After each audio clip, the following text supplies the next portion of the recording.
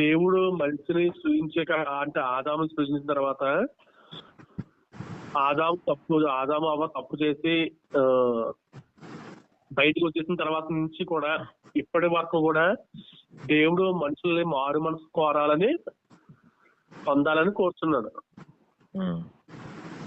అయితే ఆ మారు మనసు పొందడానికి దేవుడు మనకి ఎలాంటి అవకాశాలు ఇస్తున్నాడు అనే విషయాన్ని ఈ రోజు మనం తెలుసుకుందామండి. కొత్త నిబంధన నుంచి నాలుగు మాటలు ఈ రోజు తెలుసుకుందాం. అందులో మొదటి మాట ఏంటంటే, ఉపదేశిస్తున్నాడు లేదా ప్రకటన చేస్తున్నాడు. ప్రకటిస్తూ మారు మనసు పొందాలని దేవుడు మనం కోరుకున్నాడు. మత్తయి సువార్త 3వ అధ్యాయం 2వ వచనం.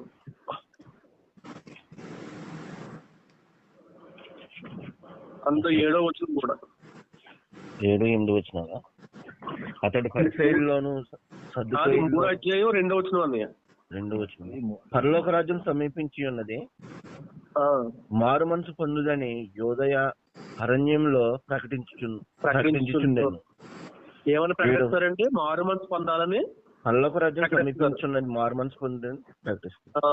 మళ్ళీ 7వ వచనంలో, అతడి పరిసయ్యుల్లోను సద్దుకయ్యుల్లోను అనేకులు బాప్తీసం పొందవచ్చుట చూచి, సర్ప సంతానమా, రాబో ఉగ్రతను తప్పించుకున్నటకు మీకు బుద్ధి చెప్పిన వాడెవడు?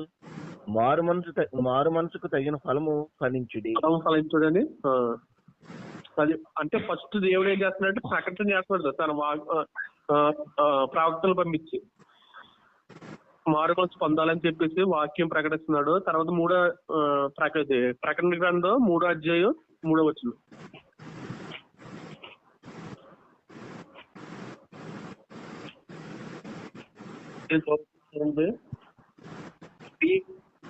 ఎలాగో ఉపదేశం పొందుతావో వింటివో జ్ఞాపకం చేసుకుని మారు మనసు పొందుము. ఆ ఉపదేశం ఏం చేస్తాడంటే ఇక్కడ, ఎలాగో ఉపదేశం పొందుతావో ఎలాగో వింటివో జ్ఞాపకం చేసుకుని దానికి గైకొని. అంటే ఇప్పుడు దేవుడు ఎప్పుడు ఆదాం దగ్గర నుంచి చెప్తానే వస్తాడు కదా మనుషులకి. అప్పటి నుంచి ఎలా ఉపదేశం పొందావు నువ్వు, మీరు ఎలాగ విన్నారో దాన్ని బట్టి గైకొని మారు మనసు పొందడని దేవుడు చెప్తున్నాడు. ఇది మొదటి అంశం అనమాట. అంటే దేవుడు ఉపదేశం ఇస్తున్నాడు లేదా ప్రకటన చేస్తున్నాడు జనులకి. అలాగే యేసుక్రీస్తు ప్రభువు వారు కూడా తన ఎలా మొదలెట్టిన సువార్త ప్రకటన అంటే అంత ప్రకటన చేయడం అంతా కూడా మీరు పరలోక రాజ్యం సమీపిస్తుంది, మారు మనసు పొందడని విషయం మీద చెప్తూనే ఆయన సువార్తను ప్రకటించారు. రెండో విషయం ఏం చేస్తున్నాడంటే, దేవుడు మనకు సమయాన్ని ఇస్తున్నాడు. మారు మనసు పొందడానికి మనుషులకు సమయాన్ని ఇస్తున్నాడు. 2వ పేతురు 3:9.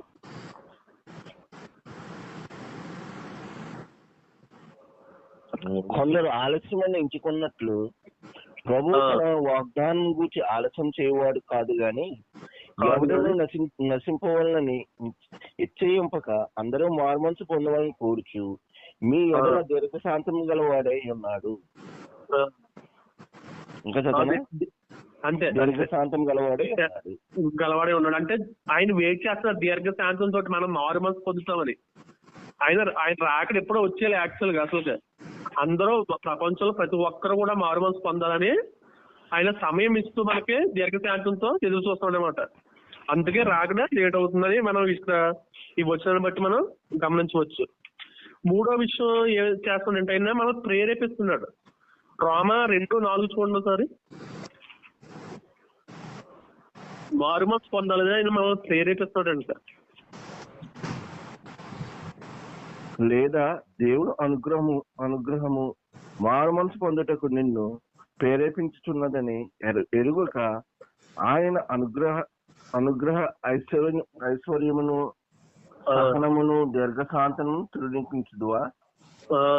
ఆయన మనల్ని ప్రేరేపిస్తున్న విషయం గ్రహించి మనం ఏం చేస్తున్నామంట, ఆయన తృణీకరిస్తున్నామంట. మనం ప్రేరేపిస్తున్నాడు ఆయన. ఆ ప్రేరేపణ కూడా మనం ఏం చేస్తున్నాం, ఆయన సేవకులు పంపించాడు. ఫస్ట్ నుంచి ప్రవక్తలు పంపించాడు. ఆయన డైరెక్ట్ గా మాట్లాడేవాడు జనులతోటి. అప్పుడు ఆయన మాటలు లెక్క చెవులు పెట్టారు జనులు. తర్వాత ప్రవక్తలు పంపించాడు. ఆ ప్రవక్తల్ని చెవులు పెట్టారు. ఆ మాటల్ని మనుషులు లెక్క చేయలేదు. తర్వాత ఆయన కుమారుడిని పంపించారు, ఆయన్ని లెక్క చేయలేదు. ఇప్పుడు ప్రేరేపణ ఇస్తున్నాడు పరిశుద్ధాత్మ ద్వారా. ఆ పరిశుద్ధాత్మ ఆ ప్రేరేపణ కూడా మనం ఏం చేస్తున్నామంటే తృణీకరిస్తున్నామంట. అది ఇది 3వ అంశం. 4వ మాట అయితే ఆజ్ఞాపిస్తున్నాడంట. అపోస్తుల కార్యాలు 17:30 మనం మారుమనసు పొందాలని ఆయన మనల్ని ఆజ్ఞాపిస్తున్నాడంట. అపోస్తుల కార్యములు 17:30. ఆ అజ్ఞాన కాలంలో దేవుడు చూచి చూడనట్లు ఉండెను. ఇప్పుడైతే అంతటను అందరూ మారు మనసు పొందవాలని మనుషులకు ఆజ్ఞాపించుకున్నాడు. అజ్ఞాన కాలంలో, ఈ అజ్ఞాన కాలం అంటే ఏ కాలం అంటే ధర్మశాస్త్రం ముందు కాలాన్ని, పితరుల కాలం, ఆ కాలాన్ని నుంచి మోసే వరకు అదే అప్పుడు ధర్మశాస్త్రం లేదు కాబట్టి అప్పుడు అజ్ఞాన కాలం, దాన్ని అజ్ఞాన కాలం అన్నారని దేవుడు ఆ టైంలో మనం చూసి చూడనట్టు చూసారంట అప్పుడు ఉన్న జనుల్ని. కానీ ఇప్పుడైతే దేవుడు ఏం చేస్తున్నాడు, అనేక విషయాలు మన పట్ల జరిగిన ధర్మశాస్త్రాన్ని ఇచ్చాడు, ప్రవక్తలను ఇచ్చాడు, తర్వాత ఆయన కుమారుని పంపించాడు. ఇప్పుడు వాక్యం కూడా స్థిరపరచబడిపోయింది. ఇప్పుడు అంటే మనిషి ఎలా జీవించాలి, ఎలా జీవించకూడదు, ఏది పాపం, ఏది మంచిది అన్ని విషయాలు ఒక క్లారిటీ వచ్చేసింది. కాబట్టి ఇప్పుడు దేవుడు ఏం చేస్తాడంటే వీటన్నిటిని బట్టి మనిషికి ఆజ్ఞాపిస్తున్నాడు. ఏమవ్వాలని, మారు మనసు పొందాలని మనిషికి ఆజ్ఞాపిస్తున్నాడు. దేవుడు ఎందుకు ఇంకా పరితపిస్తున్నాడంటే 17వ అధ్యాయం, అదే అపోస్తుల కార్యం 17:31 దాని కింద వచ్చి 31 చదివితే తెలుస్తుందండి మనకి. ఎందుకనగా నియమించిన మనుషుని చేత నీతి భూలోకముతో తీర్పు ఒక దినం నిర్ణయించి ఉన్నాడు. మృతుల్లో నుండి ఆయన లేపినందున దీన్ని నమ్ముటకు అందరికీ ఆధారం కలుగు చేసి ఉన్నాడు. అవునండి, దీనికోసం మృతులలో ఉండి ఆయన లేపినందున కాదు, దాని పై లైన్ దీన్ని నమ్మటకు ఉన్నాడు. పై లైన్ అండి, తీర్పు తెచ్చబోయేది ఒక దినము నిర్ణయించి ఉన్నాడు. ఆ తీర్పులో మనకు వెళ్ళకూడదని ఆయన దేవుడు మొదటి నుంచి ఆయన యొక్క దేనికోసం పరితపిస్తాడంటే ఆ తీర్పు దినాన్న మనం నరకానికి వెళ్ళిపోకూడదని. ఆ దినము గురించే దేవుడు మనకి ఇదంతా చేస్తాడు. మన మారు మనసు పొందాలి, ఆయన తట్టు మనం తిరగాలి, లోకాన్ని విడిచిపెట్టాలి, చెడుని విడిచిపెట్టాలి, పాపాన్ని విడిచిపెట్టాలి, ఆయన తట్టు మనం తిరగాలి, తిరిగి పరలోక రాజ్యం చేయాలి. అది కూడా మనకి మనంగా ఇది ప్రాసెస్ లో మనం ఆయన దగ్గరికి వెళ్ళాలని ఆయన కోరుకున్నాడు అనమాట. అందుకే దేవుడు ఈ 4 విషయాల్లో మనకి అనుగ్రహిస్తున్నాడు. మారు మనసు పొందడానికి ఉపదేశం ఇస్తున్నాడు, తర్వాత సమయాన్ని ఇస్తున్నాడు, తర్వాత ప్రేరేపణ ఇస్తున్నాడు, తర్వాత ఆజ్ఞాపిస్తున్నాడు అనమాట. ఎందుకోసం అంటే తీర్పు దినం గురించి మెయిన్. మనం నరకాలలో పడిపోవడం ఆయనకి ఇష్టం లేక, నశించిపోవడం ఆయనకి ఇష్టం లేక,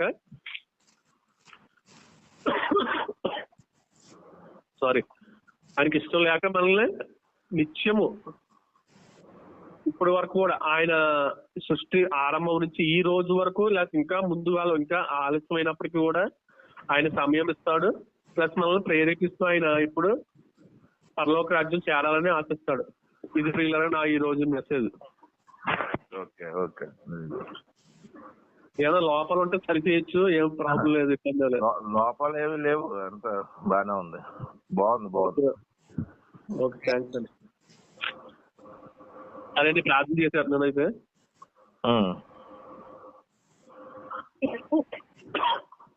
మమ్మల్ని